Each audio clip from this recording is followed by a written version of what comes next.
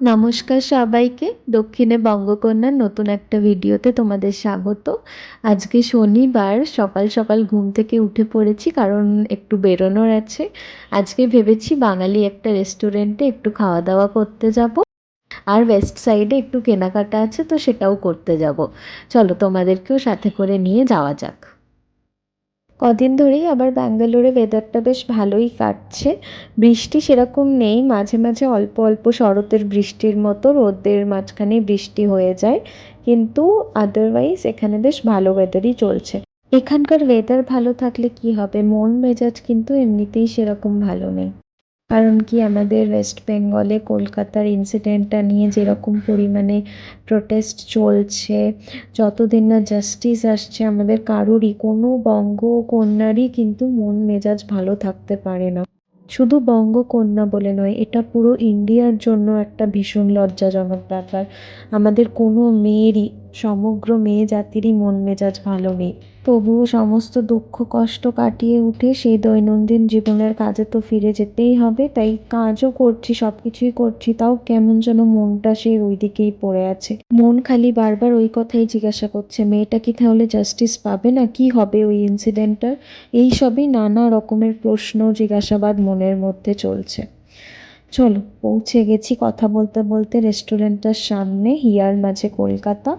এবার রেস্টুরেন্টটার ভেতরে ঢোকা যাক। প্রথমেই ঢুকে মেনু কার্ডটা একটু নাড়াচাড়া করে দেখে নিচ্ছি যে কি কি মেনিউজ আছে। আমি প্রথমবারই এই রেস্টুরেন্টটাতে এলাম খাওয়া দাওয়া করতে ব্যাঙ্গালোরে, তো এবার একটু মেনু কার্ডটা ভালো করে দেখে নিচ্ছি। ইচ্ছা আছে বিরিয়ানিটাই অর্ডার করব, তাও কি কি এনাদের কাছে পাওয়া যায় সব কিছুই দেখে নিচ্ছি। সব কিছু ভালো করে দেখে নিয়ে ফাইনালি ডিসাইড করলাম যে আলু বিরিয়ানি নেবো। আমি যখন বাড়িতেও থাকতাম আমি কখনোই চিকেন বিরিয়ানি সেভাবে প্রেফার করতাম না, আমি আলু বিরিয়ানিটাই খেতাম। আমার কলকাতা স্টাইল আলু বিরিয়ানি খেতে দারুণ লাগে। আর আমার বন্ধু অর্ডার করবে হয়তো একটা ভেজ থালি। এখানেও দেখছি সমস্ত রকমের বাঙালি ডিশেস পাওয়া যায়, তাছাড়াও এখানে নর্থ ইন্ডিয়ান আর চাইনিজ ডিশও পাওয়া যায়। আর সব থেকে যেটা ভালো লাগলো, এখানে এনারা লিখে রেখেছেন যে এখানে নাকি কলকাতা স্টাইল চাউমিন পাওয়া যায়।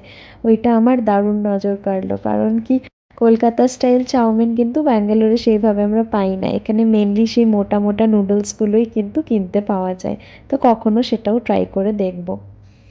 কথা বলতে বলতে আমাদের খাবার চলে এসছে। এটা হচ্ছে ভেজ থালি, আছে চাটনি, শাক, গোল গোল করে আলু ভাজা, শুক্তো, ঝিঙে আলুর পোস্ত, মুগের ডাল, অনেকটা ভাত, পাঁপড়, আর তার সাথে একটা ডেজার্টও দিয়েছে। ডেজার্টে আছে হচ্ছে সিমুইয়ের পায়েস। প্রত্যেকটা মেনুই বেশ কোয়ান্টিটি ওয়াইজ ঠিকঠাক লাগছে, আর দেখে মনে হচ্ছে টেস্টিও হবে। আর এইখানে আমার কলকাতা স্টাইল আলু বিরিয়ানি, আর তার সাথে আছে রায়তা। চলো এবার খাওয়া দাওয়া শুরু করা যাক।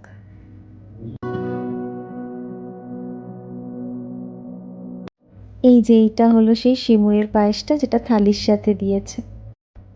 এনাদের খাবার দাবারগুলো ভীষণ টেস্টি। আমারও ইচ্ছা আছে আমি আবার কখনো যখন যাব তখন হয়তো কোনো মাছ বা চিকেন বা ডিমের থালি নিয়ে খাবো।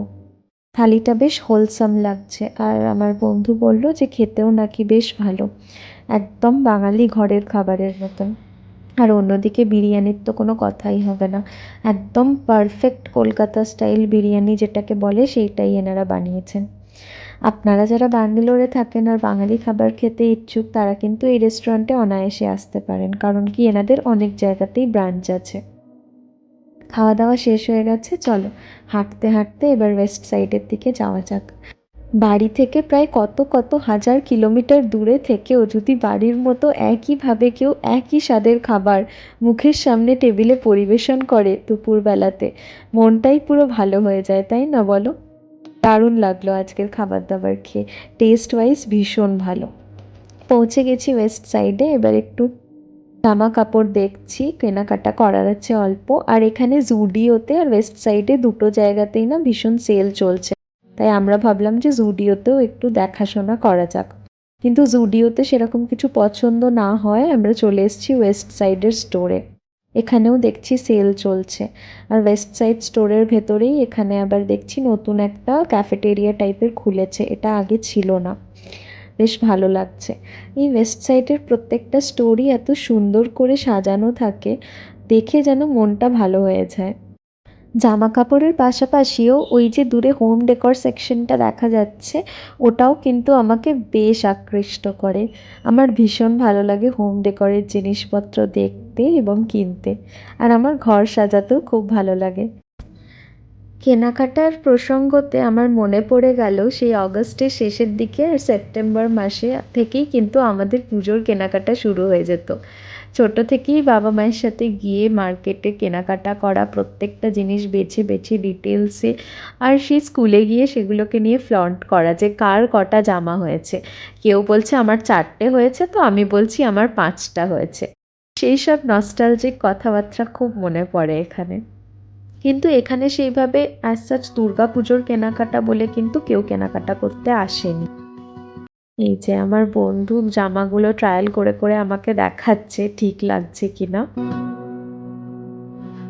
কেনাকাটার পালা শেষ, আমরা বেরিয়ে চলে এসেছি দোকানটা থেকে। এবার আমরা একটু ফল কিনতে এসেছি। এখানে কি ফ্রেশ লাগছে তাই না ফ্রুটসগুলো, ওই জন্যই এখানটাতে দাঁড়াতে ইচ্ছা হলো। বেশ তাজা লাগছে প্রত্যেকটা ফলই।